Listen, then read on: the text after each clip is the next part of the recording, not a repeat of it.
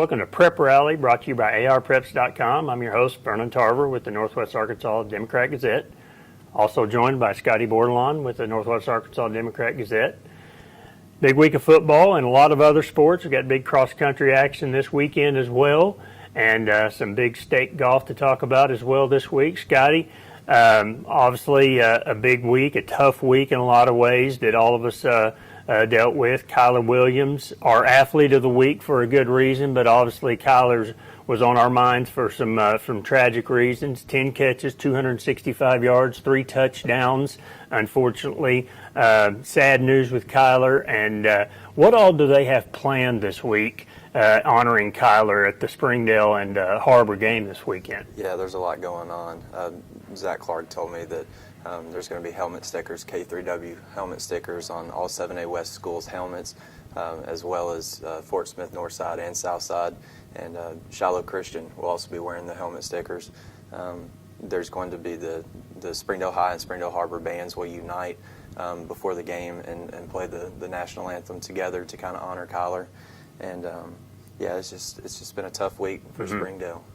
And Coach Chris Wood, his team playing, as you said, Springdale High, they defeated Rogers last week to start 1-0 in conference. He gave us some thoughts on that win over Rogers last week. Let's hear from Coach Wood right now. I thought the first half we were just real sloppy, careless with the football. In the red zone, a pick six, a fumble right before half. Defense played really good in the first half, except the one series they go down and score. Thought we were just a little bit flat. Settled down at halftime, made some adjustments. Felt we were moving the ball. We didn't ever think they stopped us, I think, once. And so we felt good with what we were trying to do and accomplish. Got the quarterbacks in, a real good work out of them. And we just grinded out and win in the West on the road, and that's what you want to try to do. The non-conference is about learning who you are. And then once you get in the league, it's about winning games. And you got to win all your home, and then you got to steal games on the road. And I think Coach Lloyd and his staff's doing a really good job with their kids. Thought they played extremely hard. They fought to the bitter end. And it was a good, hard road win in the 7A West. Rogers High, which had started 3-0, now they turn around. They're battling some injuries. They'll try to bounce back against their rivals, Rogers Heritage. Mike Lloyd talked to us following their loss to Har-Ber.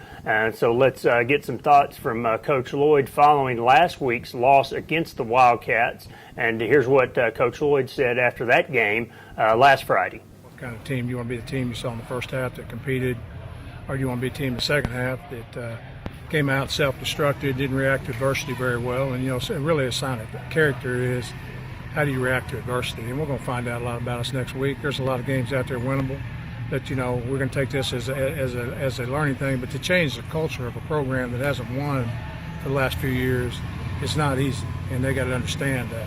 And they got to decide over the weekend what kind of team they want to have. They want to be a team now that hits some adversity, that, here it goes again, or they want to be a team that puts on the brakes and say, you know what, we've had enough, and we're going to be that team you saw in the first half, which I was proud of the team I saw the first half. I can't say I was proud of what I saw the second half, and hopefully we're going to learn and go on from this and get better and understand the game of football is not 24 minutes, it's 48 minutes, and it's not 2 quarters, it's 4 quarters. Har-Ber got that, and we need to understand that. Also in the 7A West, you've got Bentonville West, which picked up a huge 42-14 win over Van Buren, going to Fayetteville. Now West, well, they really probably surprised some people.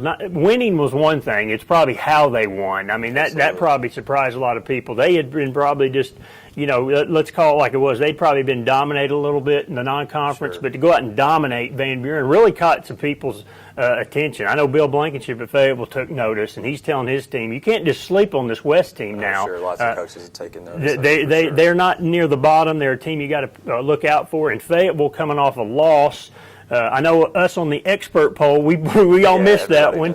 So maybe West and Fayetteville is a game that's not just just a game you can just sleep on. That takes place this weekend. You've got Van Buren and Bentonville. That probably now appears to be the mismatch of the week. As Bentonville, I know Coach Grant, he's yelling to his team, we're not going anywhere, we're not going away at Bentonville, and it looks like it. I mean, Bentonville appears to be right there at the top with Fayetteville and Har-Ber. We wondered if this was a 3-team race in the 7A West, and it sure appears like it still is. Bentonville, same old Bentonville, with Jacob Clark running the ball, and their defense is right there with Har-Ber.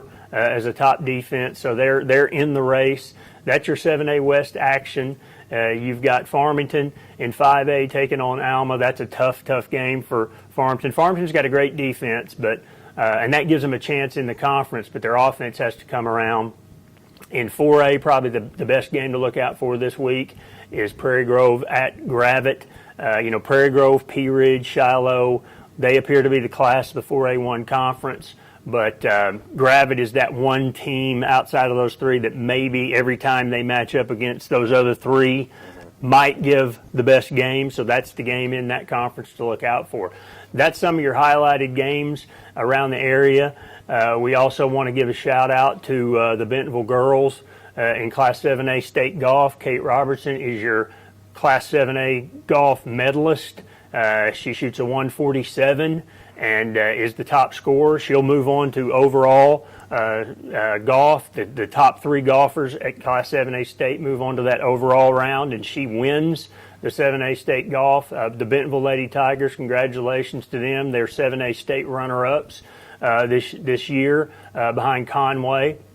And also we want to mention our cross-country runners that will be competing at our biggest event every year. I know the state tournament is cross-country meets the big deal, but around here it's the Chili Pepper, and that is going on this weekend.